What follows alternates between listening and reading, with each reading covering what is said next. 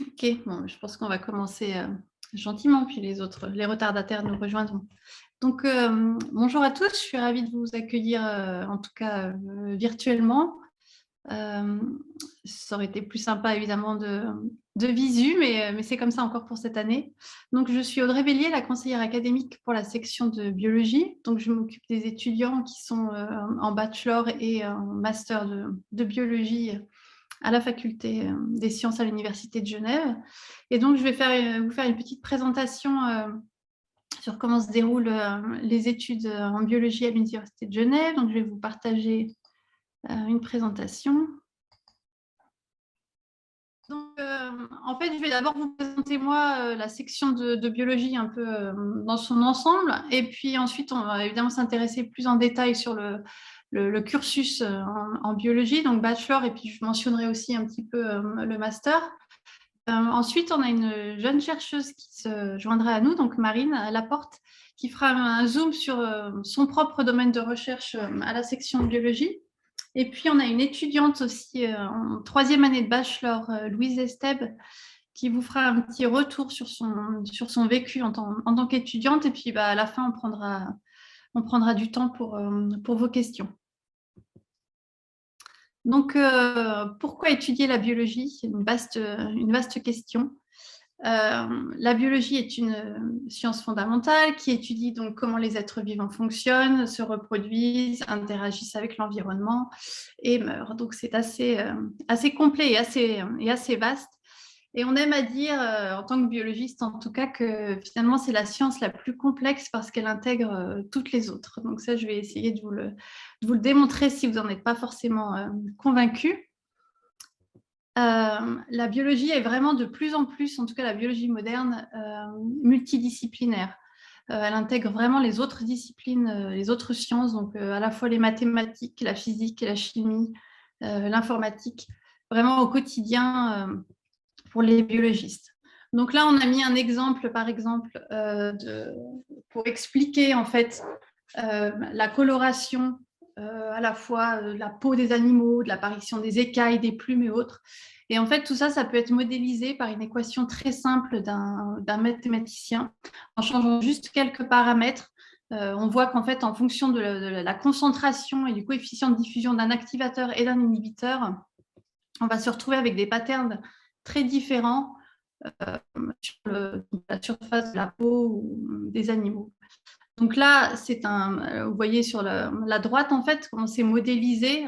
Donc en fait, au départ, il s'agit exactement des mêmes molécules activatrices et inhibitrices. Et en changeant juste, en fait, les coefficients de diffusion de concentration, on arrive avec des patterns très différents. Et finalement, ça, c'est ce qui explique qu'on pourra avoir des guépards parfois, au lieu d'être tachés, qui seront rayés, ou alors parfois des zèbres qui, au lieu d'être rayés, seraient tachés, en fait. Donc, c'est pas un mécanisme finalement si compliqué, ça peut s'expliquer très simplement en fait par des équations mathématiques. Un autre exemple, c'est notamment ces murmurations des tourneaux. Je ne sais pas si vous avez déjà assisté, qui sont assez incroyables à observer parce que finalement, ces milliers d'oiseaux vont changer de direction en même temps et ça semble être complètement aléatoire, mais à nouveau, c'est des systèmes complexes qui peuvent en fait être expliqués par des équations mathématiques. La physique, évidemment, a aussi un grand rôle. Donc là, on l'a juste illustré par en fait ces couleurs incroyables de différents animaux, insectes, reptiles ou autres, qui sont en fait pas dues à des pigments, mais à des couleurs structurales en fait. Donc c'est en fonction de la structure de certaines molécules. Lorsque la structure et l'organisation de ces molécules va varier, c'est comme ça que la couleur de ces animaux ou insectes ou autres vont changer. Donc, à nouveau, en fait, ici, il y a besoin de connaissances physiques, finalement, pour expliquer des processus ou des phénomènes biologiques qu'on peut observer. La chimie, c'est un peu plus intuitif. évidemment notamment par la biochimie, toutes les molécules biologiques avec lesquelles vous êtes déjà sans doute familiers, les acides nucléiques, les protéines, les lipides ou autres. On a besoin en fait de connaître, de comprendre les propriétés de ces molécules pour pouvoir expliquer voilà, les régulations de l'ADN, de l'ARN, comment les processus moléculaires ou cellulaires se déroulent. Et puis enfin, l'informatique. Maintenant, il n'y a plus quasiment aucune discipline de biologie qui n'utiliserait pas l'informatique pour analyser les données, que ce soit des séquences d'ADN, que ce soit des analyses d'images, faire de la modélisation, de la simulation ou autre. Donc à nouveau, l'outil informatique en fait doit aussi être maîtrisé. Donc tout ça en fait, je vous le dis un peu en introduction. Vous le verrez plus en détail par la suite quand on va voir le programme d'études. Mais pour vous dire qu'en fait, quand vous venez faire des études en biologie, il faut aussi être prêt à étudier un peu plus en détail ces autres sciences de base qui seront à un moment donné dans votre carrière de biologiste nécessaires pour vraiment appréhender au mieux la biologie. Un des gros avantages de la biologie, c'est la diversité des disciplines. En fait, c'est vraiment très, très, très vaste. On en a listé quelques-uns, mais évidemment, il y en a encore beaucoup d'autres. Ça peut aller voilà, de l'étude des bactéries au système d'évolution, la génétique des populations, des neurosciences, physiologie végétale. Donc voilà, il y a vraiment tous les champs de la biologie sont vraiment très, très divers. Et en plus, les modèles d'études le sont aussi. Donc, non seulement il y a beaucoup de disciplines, mais en fait, beaucoup de sujets de recherche différents, mais ils peuvent être aussi dans différents organismes d'études. Donc là, à nouveau, on vous en a juste listé quelques-uns, mais ça peut aller des plus connus, la souris, aux levures, aux bactéries, aux petits poissons zébrafiches, aux plantes. Voilà. Donc, et puis, quelque chose qui nous semble intéressant à mettre en avant aussi, étudier la biologie, en fait, ça peut aussi prendre vraiment des aspects très différents, notamment en fonction de votre sujet d'étude, vous pouvez vous retrouver dans des conditions très différentes. Donc, ça peut être dans une serre pour étudier les plantes, ça peut être dans des chambres de culture cellulaire, ça peut être dans des animaleries, si vous avez besoin d'utiliser des souris ou d'autres animaux, derrière des ordinateurs. Donc voilà, tout ça, des conditions très différentes au sein même de laboratoires, mais ça peut être aussi sur le terrain. Donc là, on vous a mis des photos en fait, de chercheurs de la section de biologie, hein. Une notamment là, à gauche où ça se passe en fait en Afrique du Sud. Donc on a ce groupe, la section de biologie, qui étudie en fait la trompe d'éléphants. Donc ils sont allés voir des éléphants sur place en Afrique du Sud, sur lesquels ils ont posé des capteurs sur la trompe. Et l'idée derrière ça, en fait, c'est de voir s'il y a des applications possibles, parce qu'en fait, la trompe d'éléphant est un organe incroyable qui peut à la fois soulever des troncs très très lourds, mais aussi juste cueillir une petite brindille très délicatement. Et donc l'idée, c'est de voir si en étudiant en fait ces mécanismes, on pourrait faire des robots qui seraient aussi multifonctionnels. Jusqu'à présent, les robots sont plutôt soit dédiés à une tâche ou à une autre, et de voir s'ils pourraient être capables de reproduire finalement ce dont la trompe d'éléphant est capable. On a aussi une photo ici en Amérique du Sud où des chercheurs ont été prélevés des échantillons de poissons ou autres pour regarder plus en détail la biodiversité. Et puis à nouveau ici aussi avec des reptiles, un groupe qui s'intéresse notamment aux lézards et aux caméléons. Alors, pour ce qui est de la recherche en biologie, donc à l'Université de Genève plus particulièrement, donc, elle se passe dans 3 départements différents. Donc, il y a le département de génétique et évolution, le département de biologie moléculaire et cellulaire, et le département de botanique et de biologie végétale.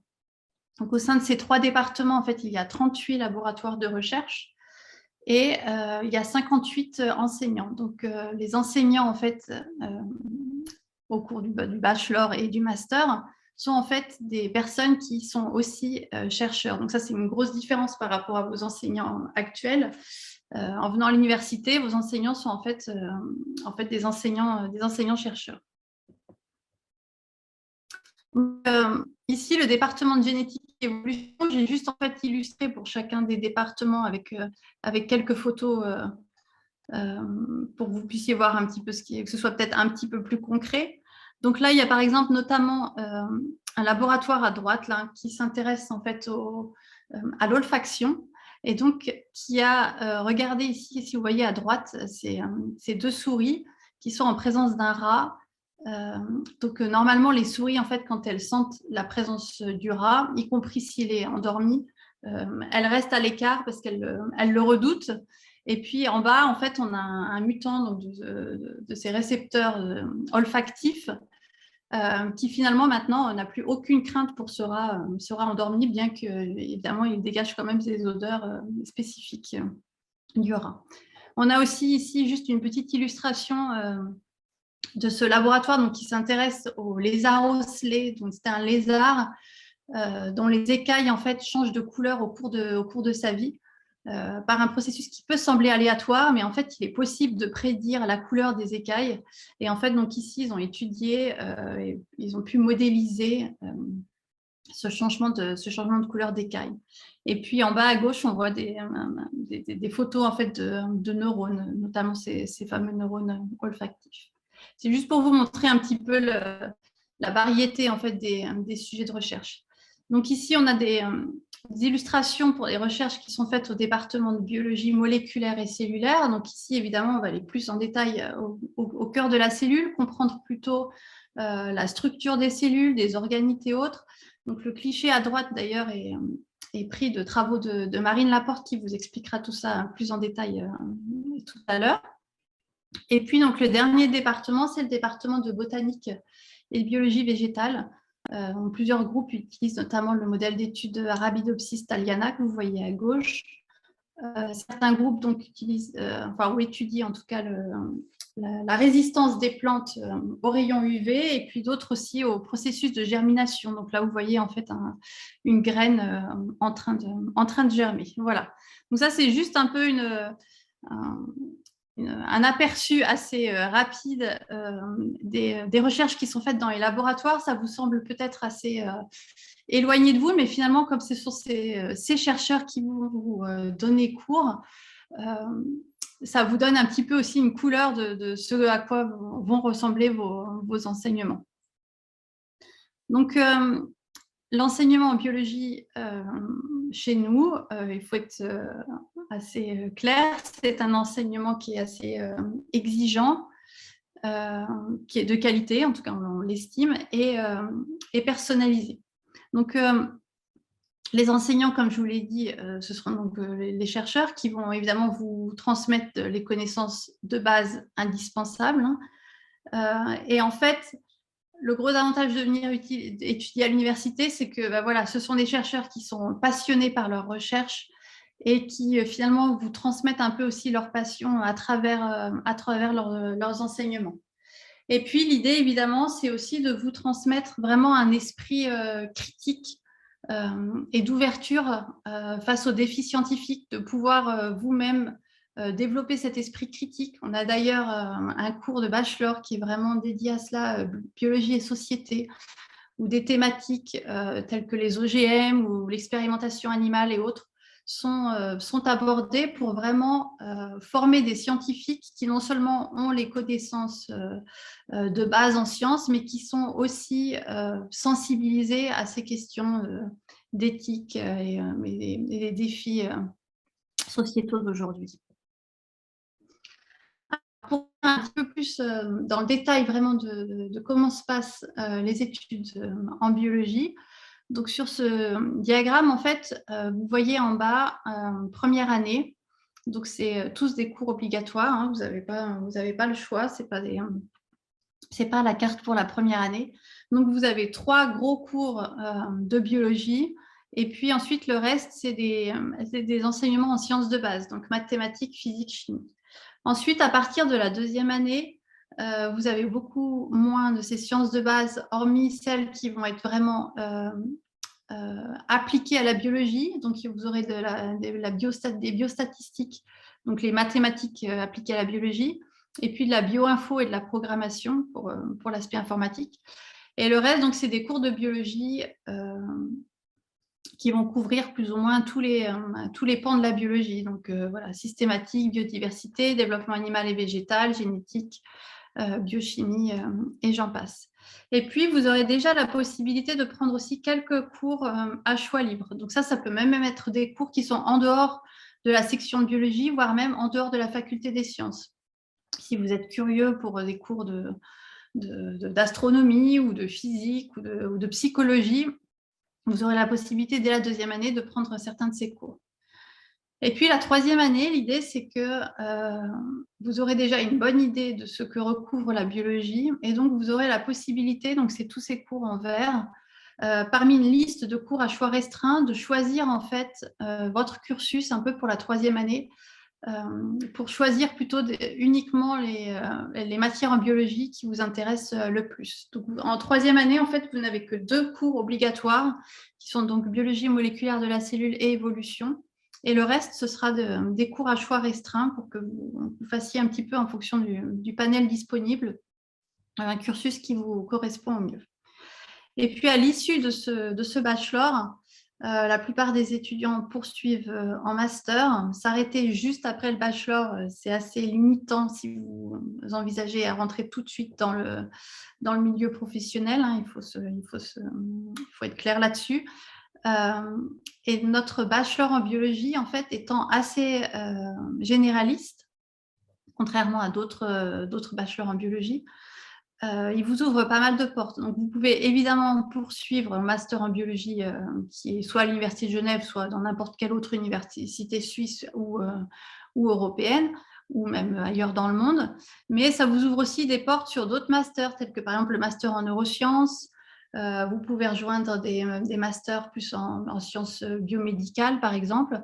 Et puis, il y a aussi des masters complètement différents qui vous permettraient en fait d'acquérir une 2e compétence, donc plus en informatique, ou voire plus même sur des affaires réglementaires ou autres pour aborder des aspects juridiques. Voilà.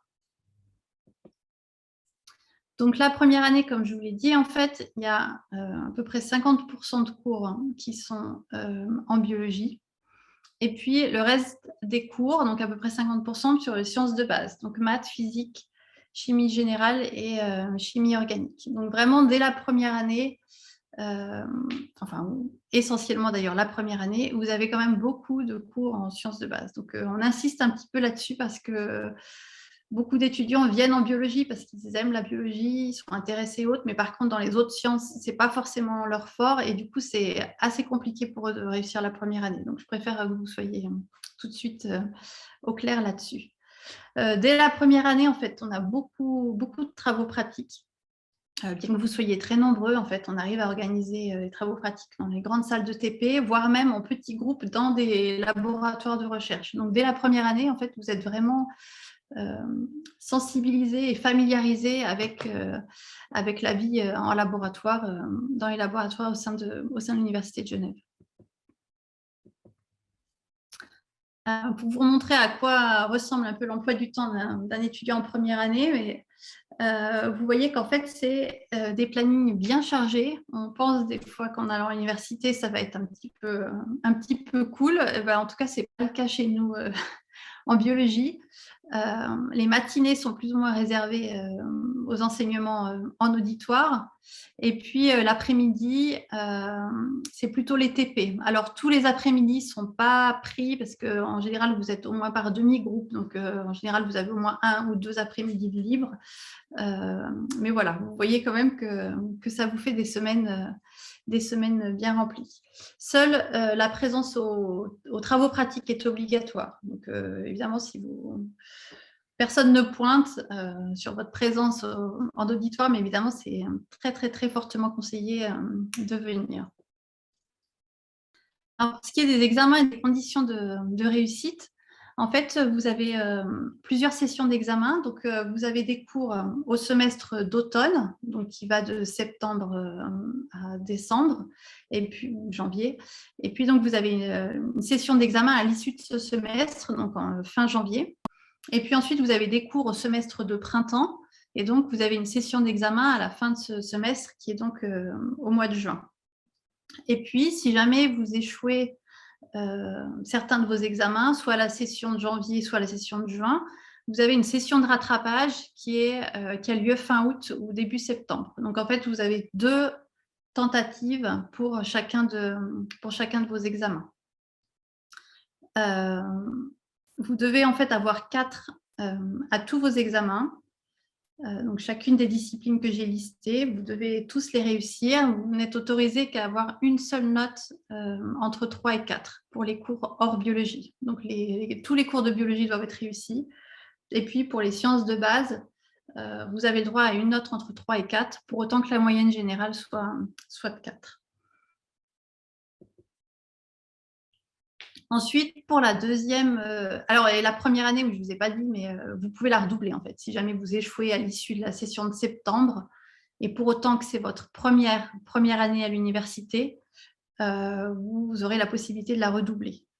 Ce ne serait pas le cas si vous aviez fait auparavant une année, je ne sais pas, en médecine ou en psycho ou autre pour laquelle vous avez échoué. Dans ce cas-là, vous n'avez pas la possibilité de redoubler votre première année en biologie.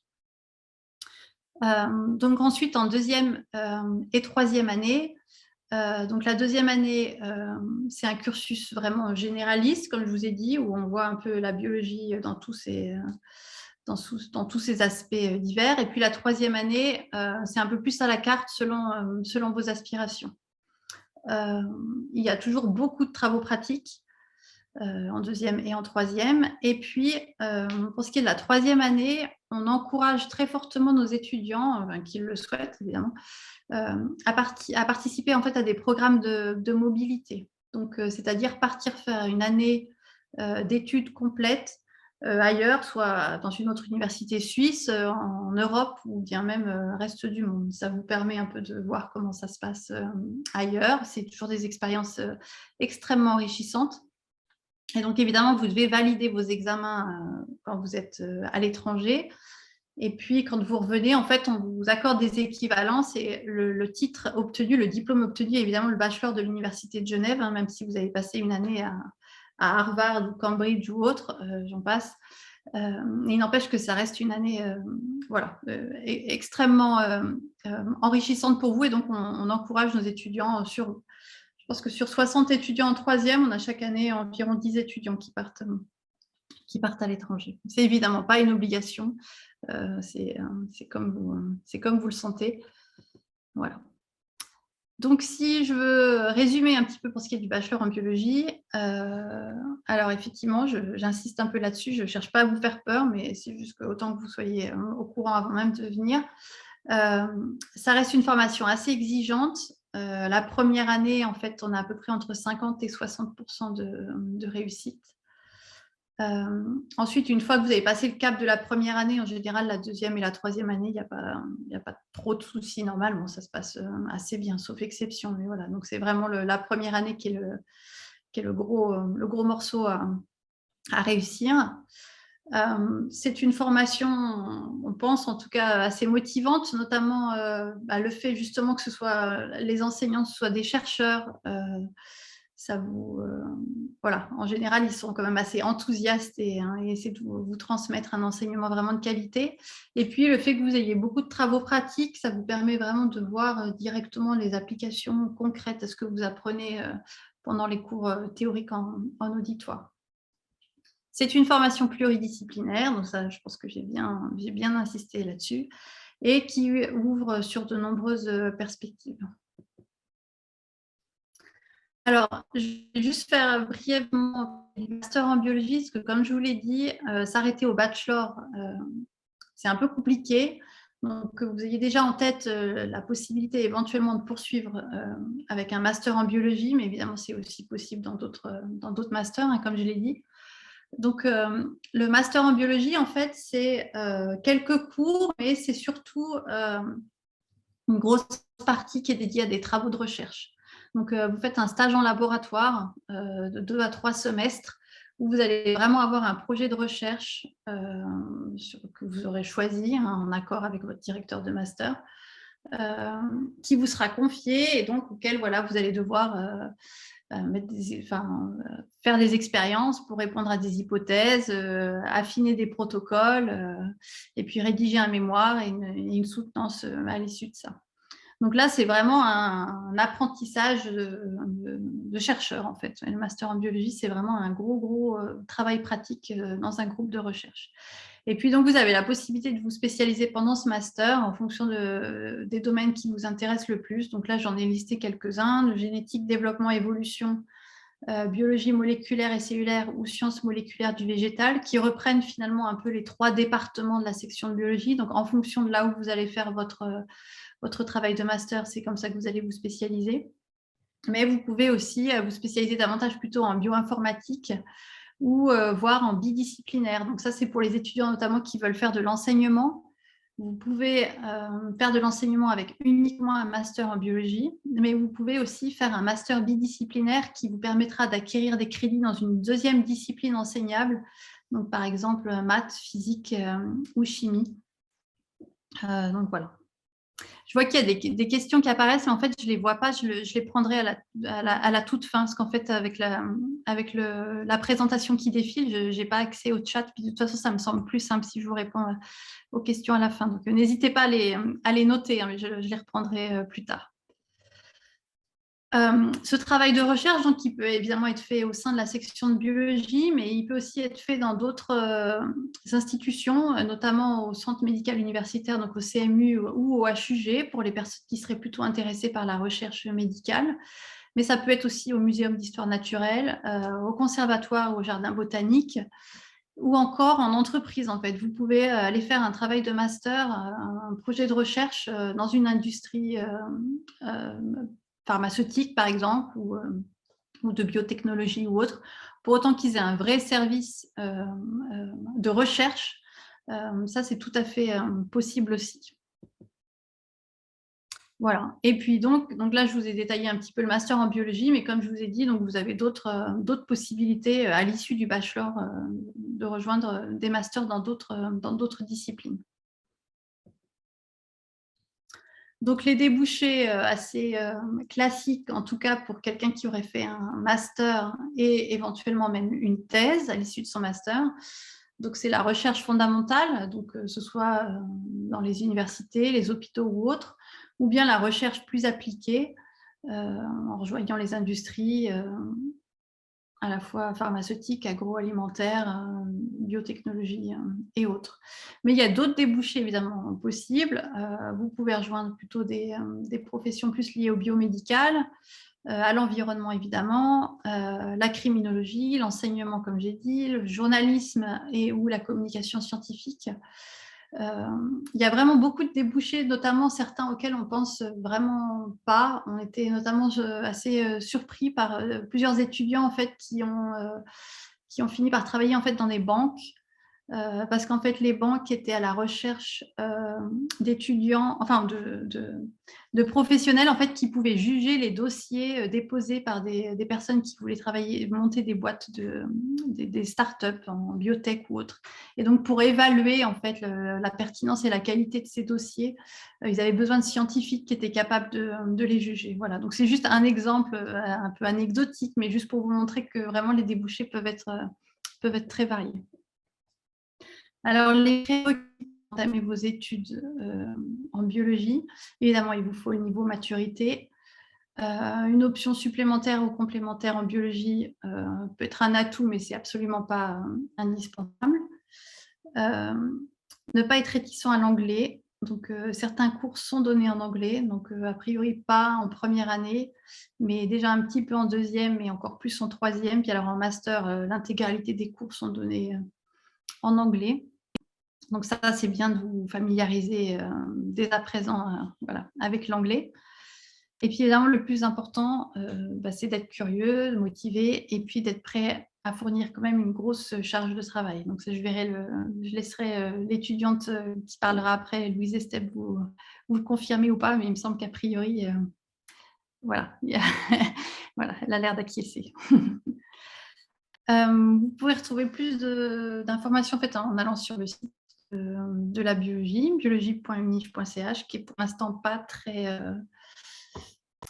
accueillant. On travaille dessus, mais donc en tout cas, toutes les informations sont là, donc n'hésitez pas à aller le consulter. Pour les admissions, vous avez sans doute déjà le voir sur le site de l'Université de Genève. N'oubliez pas la date de délai, en fait, qui est donc au 30 avril 2022. Alors, oui, du coup, donc, comme vous expliquiez, Audrey, moi, donc, je suis à l'heure actuelle je suis chercheur, on va dire, à l'Université de Genève. Donc, je suis dans le laboratoire de Paul Guichard et Virginie Hamel, qui sont des professeurs que vous aurez si vous choisissez de faire ce cursus dès la première année, si je ne me trompe pas. Et dans ce laboratoire, on étudie plein de choses en termes de biologie, mais je voudrais vous parler aujourd'hui d'une manière, en fait, plus d'une technique, plutôt que de vous parler de choses biologiques. Audrey est allée déjà à travers pas mal de phénomènes biologiques. Ici, en fait, dans ce laboratoire, on s'est posé la question de comment est-ce qu'on pouvait faire pour mieux voir les cellules. Les cellules, c'est minuscule, c'est de l'ordre du micromètre. Donc, le micromètre, c'est 1000 fois plus petit que le millimètre, lui-même 1000 fois plus petit que le mètre. Donc, vous vous rendez bien compte qu'on va dans l'échelle du tout petit. Et pour observer des cellules, il faut des microscopes, parfois très sophistiqués. Et il y a un chercheur aux États-Unis, au MIT, qui a pensé à une idée, en fait, qui s'est dit, plutôt que d'utiliser des microscopes de plus en plus performants pour aller voir des choses de plus en plus petites, est-ce qu'on ne pourrait pas faire l'inverse et s'amuser à augmenter la taille de nos échantillons? Donc ici, c'est une cellule de mammifères assez classique. Est-ce qu'on ne pourrait pas s'amuser à les faire grossir, comme je l'ai mis dans mon titre, pour mieux les observer?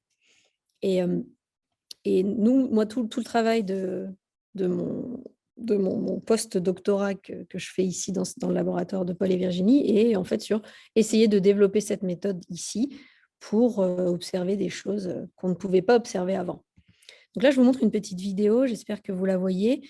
C'est une coupe de cerveau de souris qui est en train de subir ce processus d'expansion. Donc, en fait, on la voit grossir à vue d'œil. On est parti d'une coupe de cerveau, on va dire, classique. Et là, on la voit grandir de plus en plus. Et ça, c'est le processus d'expansion. Donc, on peut déjà voir à travers cette vidéo qu'on voit déjà à l'œil quelques détails à la fin de la vidéo qu'on ne voyait pas au tout début. Si je vous remets juste le début de la vidéo, on voit vraiment quelque chose de tout très, très, très blanc. Et puis à la fin, quand on arrive vraiment à la fin, on voit vraiment beaucoup plus de détails. Là, j'ai repris ces deux images, le début avant l'expansion, puis après l'expansion. On commence à avoir des petites fibres à l'intérieur du cerveau. Et ça, c'est à droite des images encore plus zoomées, puis après qu'on ait fait en fait ce qu'on appelle une immunofluorescence. Donc, je ne vais pas rentrer dans le détail de tout ça, ce n'est pas le but aujourd'hui, mais en gros, on peut regarder les cellules une à une en utilisant des procédés qui utilisent des anticorps. Vous verrez ça si vous venez en bachelor ici. Et en fait, ce qu'on voit, par exemple, sur l'image avant, ici, on voit des petites boules là, de toutes les couleurs. Ça, c'est des neurones à l'intérieur du cerveau. Et quand on a fait l'expansion, on voit aussi les neurones, mais beaucoup plus gros et plus en détail. On commence à voir des petites choses ici sur les prolongements de ces neurones qu'on ne voyait pas du tout là. C'est ça un petit peu le but de l'expansion, c'est de se dire, OK, je vais augmenter la taille de quelque chose pour le voir mieux. Et pourquoi est-ce que c'est important de voir mieux les choses? Parce que c'est en voyant les cellules qu'on comprend comment elles fonctionnent et que potentiellement, on comprend aussi pourquoi elles ne fonctionnent pas, et notamment ce qui peut être à l'origine de certaines maladies. Et je vais juste vous montrer en fait quelques exemples d'éléments biologiques qu'on a été capable de faire expandre. Et à chaque fois, je compare avec une vision, une image non expandue. Comme ça, vous pouvez vous rendre compte un petit peu de ce qu'on est capable de voir. Ah oui, non. Avant les exemples, je vous montre globalement en fait comment ça marche cette histoire d'expansion. Donc là, on a une cellule. J'ai représenté les éléments classiques de la cellule, le noyau, le réticulum, la mitochondrie, l'appareil de Golgi, toutes ces choses que vous verrez si vous ne les avez pas déjà vues. En rouge, les microtubules. C'est des choses que je vais reprendre dans ma petite présentation. La première étape, pour que cette expansion elle fonctionne, c'est on va mettre des petites encres. C'est vraiment ça l'idée. Évidemment, c'est des molécules chimiques, mais ça marche comme une encre. Et le principe, c'est que cette petite encre, on va l'accrocher à un gel, comme un filet de tennis, par exemple. Et ensuite, ce qu'on va faire, c'est qu'on va un petit peu casser les protéines de manière à ce que quand on fera l'expansion, ça puisse en fait s'écarter, les protéines puissent s'écarter les unes des autres facilement. Après, on rajoute de l'eau, plein de petites gouttes d'eau comme ça sur nos petites cellules. Et cette eau va être responsable du grossissement de notre cellule. D'accord ? Et en fait, tout ça, ça repose sur un composant, un seul, qui permet en fait cette augmentation en présence d'eau ou de liquide. Et en fait, on n'est pas allé chercher très très loin, on est allé chercher dans les couches des enfants. Puisque vous connaissez tous le principe d'une couche, hein, ça absorbe le pipi des enfants. Et en fait, là, ce qu'on peut voir, c'est que si on sort les petits grains qui sont à l'intérieur de la couche et qu'on met du liquide dessus, on voit que le petit grain, il grossit très très fort. Il prend beaucoup plus de place. Et donc, c'est ça le principe, en fait. Nous, on s'est dit, on va mettre des petites cellules à l'intérieur de ces petits grains et on va rajouter de l'eau et tout va devenir plus gros. Alors, c'est ce qu'on a fait. Et ici, par exemple, je voulais juste vous montrer quelques exemples. Donc là, j'ai pris comme exemple les cellules qui sont sur les ventricules cérébraux au niveau du cerveau. Donc pour ça, pour faire ce genre d'expérience, on est obligé d'utiliser des souris. Donc Audrey vous a quand même pas mal parlé des choses qui se faisaient sur l'expérimentation animale. Donc sur ces petites souris, on prélève le cerveau. Et là, ce que vous voyez sur cette coupe de cerveau, c'est le milieu. Ici, là, donc on a le tissu avec tous les neurones. Et à l'intérieur, il y a des trous. Ces trous, c'est les ventricules.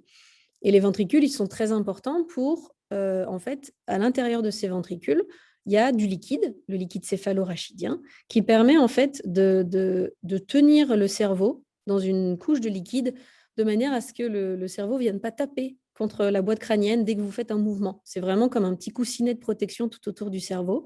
Et aussi, ça permet d'apporter les nutriments. Le cerveau, il a énormément besoin de se nourrir et ça passe à travers le liquide céphalorachidien.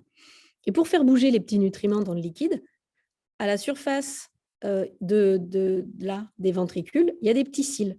Je vous mets la petite vidéo, j'espère que vous voyez. On voit qu'il y a des petits mouvements qui se font tout le long des cellules. Et ça, en fait, ce sont des cils qui battent, tout simplement, en fait, qui font un mouvement, un petit peu comme les cils que vous avez sur vos yeux, mais c'est au niveau des cellules et on est capable de les battre pour faire avancer le liquide. Le truc, c'est que si on regarde en immunofluorescence à quoi ça ressemble, ces cils, voilà ce qu'on voit. On ne voit pas grand-chose, donc ça s'appelle des cellules épandymères, ça, ce n'est pas très important. On voit des petits trucs verdâtres. Donc, c'est très difficile d'aller comprendre. Par exemple, il existe des maladies dans lesquelles le liquide circule mal. Ça fait ce qu'on appelle des hydrocéphalies et c'est assez difficile de vivre avec ce genre de maladie. Donc, pour comprendre pourquoi les cils ne circulent pas, il faut bien les voir. Alors, du coup, ce qu'on fait, et ça, c'est l'image que Audrey a utilisée dans sa présentation, ce qu'on fait, c'est qu'on prend ces cellules, on les expand. Et voilà ce qu'on est capable de voir. Alors, vous ne vous rendez pas forcément compte, mis à part le fait qu'ils soient plus grands et qu'on les voit un petit peu mieux, mais on voit vraiment tout. On voit les choses qui sont à la base de ces cils, on voit comment ils se terminent, on voit ce qu'il y a à l'intérieur. Et c'est ça, en fait, qu'on essaye de faire dans le laboratoire. J'ai un autre exemple ici, complètement différent. C'est ici, on utilise des petites algues. Donc là, on est plus sur le côté biologie végétale. Donc, c'est des petites algues qui, au niveau de leur tête, on va dire, elles ont des petites antennes. Encore une fois, ça pourrait s'appeler des cils ou des flagelles. Et si voilà, la vidéo, elle est en continu. Vous les voyez, les petites, ça leur sert un petit peu comme de bras pour faire la brasse, pour se déplacer. Ça leur permet de se nourrir aussi. Donc, c'est des éléments qui sont extrêmement importants pour ces animaux pour vivre. Encore une fois, si on fait une immunofluorescence dessus, voilà ce qu'on observe. Les petits bras. Et à la base des petits bras, on a 2 points rouges, on dirait des yeux un petit peu. En fait, c'est les petites structures qui permettent aux cils de battre. Donc, c'est vraiment très, très, très important. Et encore une fois, si on s'amuse à faire de l'expansion sur ce type de petites bêtes, là, je vous mets une petite vidéo où on voit toute la petite algue en entier. On voit très bien qu'on voit beaucoup mieux. On voit les 2 antennes, on voit ce qu'il y a à la base, on voit même tout ce qu'il y a dedans. Il y a plein de choses, il y a des mitochondries, il y a du réticulum, un noyau, tout ce qui est important pour une cellule pour vivre. Et si on regarde vraiment très, très, très, très, très, très près, là, ces 2 petits points rouges, une fois qu'on a fait de l'expansion, ce n'est pas du tout des points, on voit que c'est des petits rectangles. Et ça nous permet, nous, les scientifiques, de comprendre un petit peu mieux qu'est-ce qui peut se passer, par exemple, quand les cils ne battent plus. Est-ce que c'est à ce niveau-là? Est-ce qu'il y a quelque chose qui s'est cassé? Un dernier exemple que je voulais vous montrer, c'est des cellules qui se divisent. Donc là, on est sur un modèle de cellules en culture.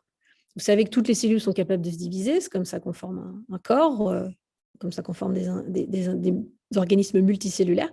Et là, ce qu'on voit, c'est en rouge l'ADN qui va venir donc se concentrer au milieu, et de part et d'autre, on a les microtubules qui forment ce qu'on appelle un fuseau.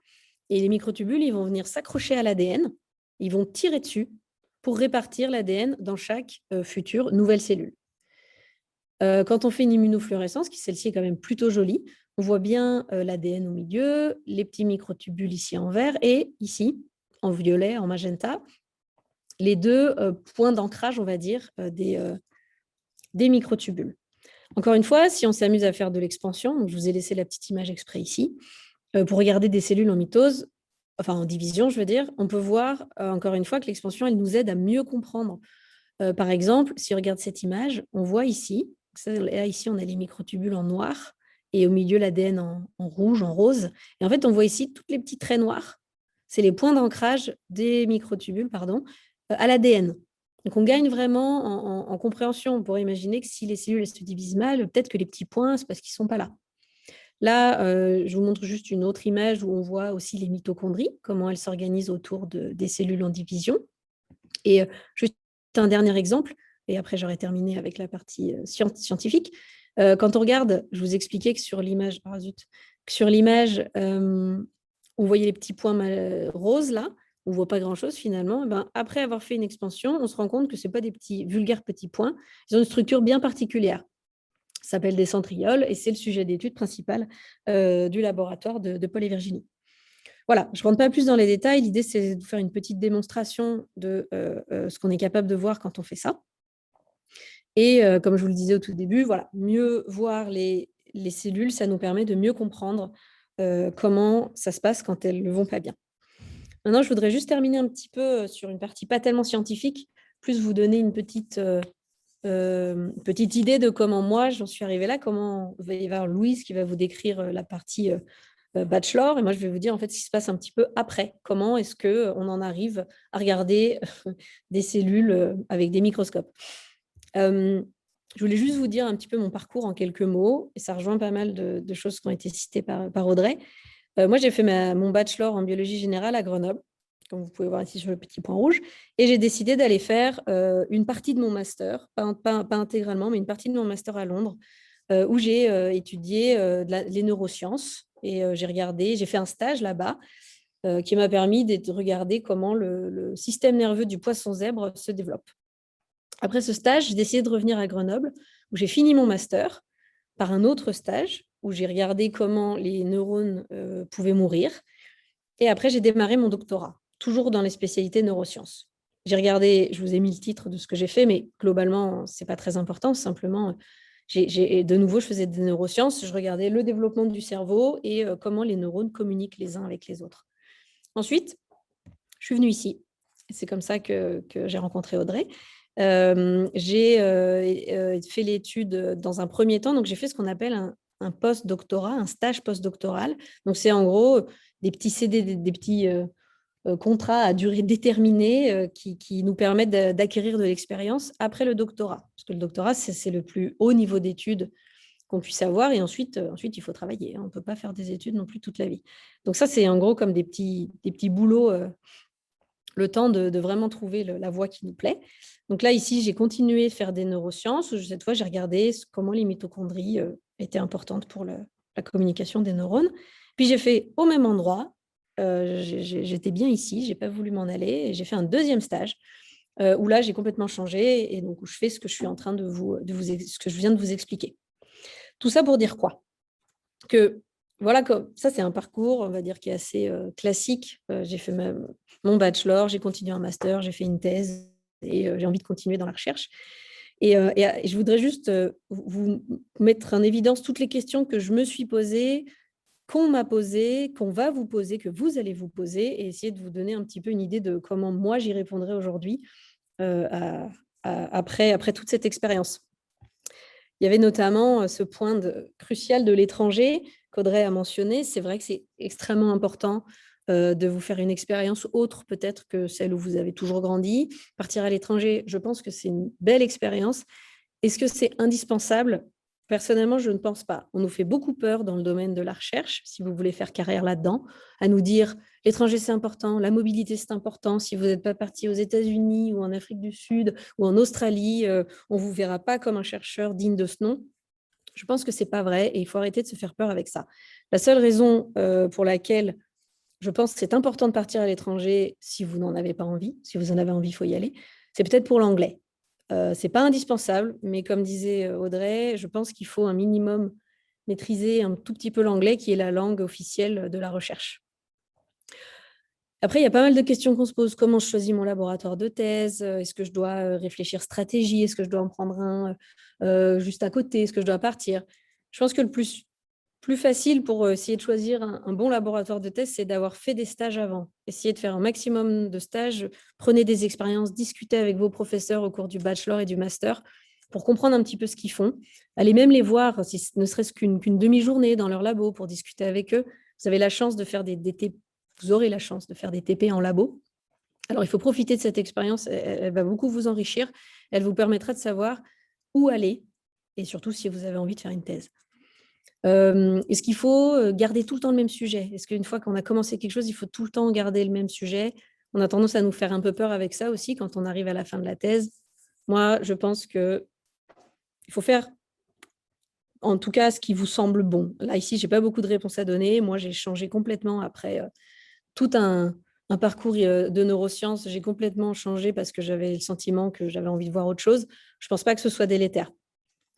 Est-ce qu'il faut choisir un laboratoire en fonction de ses publications? Je l'ai mis 2 fois. A priori, ça m'avait obsédé. Toutes ces questions-là, vous allez vous les poser. Et je pense qu'en vérité, il n'y a qu'une seule réponse à apporter à tout ça, c'est vous ne prenez pas tellement la tête avec toutes ces questions. Aimez vraiment ce que vous êtes en train de faire. Et c'est la seule question que vous devez vous poser, c'est est-ce que j'aime bien? Est-ce que ça me rend heureux? Est-ce que j'ai envie de travailler plus pour réussir? Parce que je pense que c'est ça la clé. Louise va sûrement vous dire qu'il faut beaucoup travailler en bachelor. Moi, je vais vous dire qu'il faut encore plus travailler en master et encore plus en doctorat.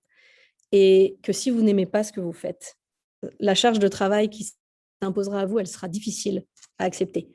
Alors que si vous aimez, ça passera comme quelque chose qui vous rend heureux. Donc, je pense que le seul message que je pourrais vous donner pour la suite, c'est vrai que vous fassiez ça ou autre chose, hein, c'est vraiment de choisir un métier qui vous fait plaisir.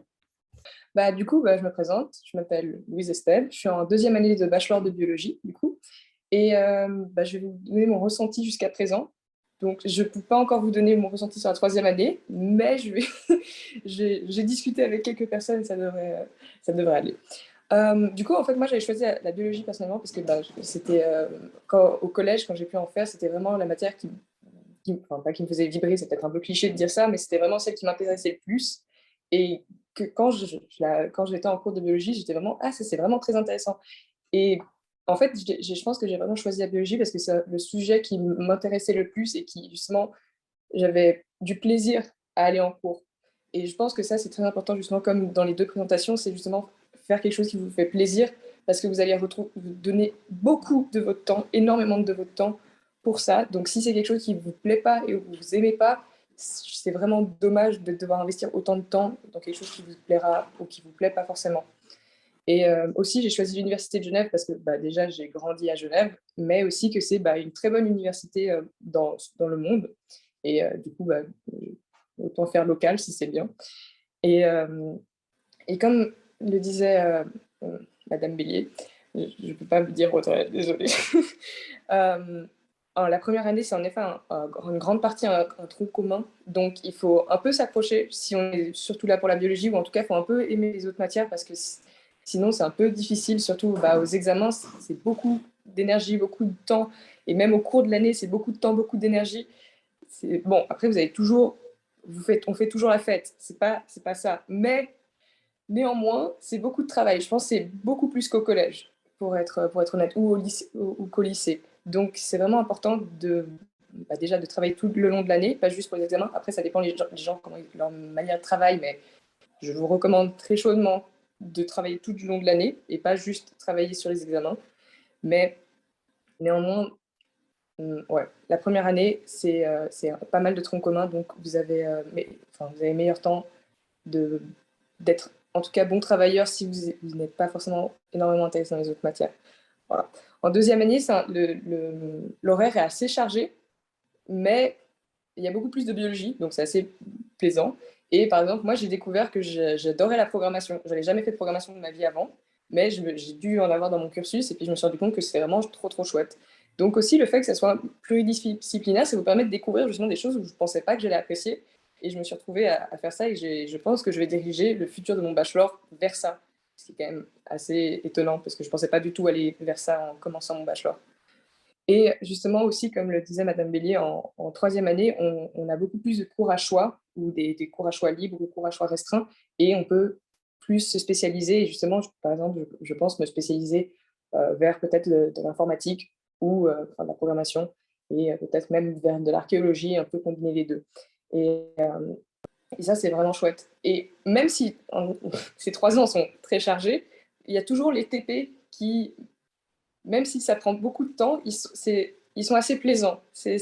Ça fait un peu souffler sur l'horaire qui est déjà très chargé, mais justement, se retrouver tous les lundis après-midi avec tous les gens de la classe pour pouvoir dessiner des tout petits organismes au microscope, c'est chouette, c'est vraiment cool. Et donc, moi, je trouve ça vraiment bien.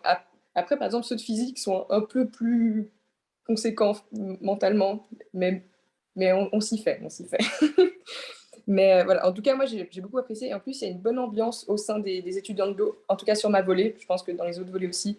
Et il y a beaucoup d'entraide. S'il y a un problème, on peut demander, il n'y a pas de souci. Et puis les gens, ils envoient, ils peuvent même, ils envoient, si vous faites un groupe d'amis, ils envoient les notes, etc.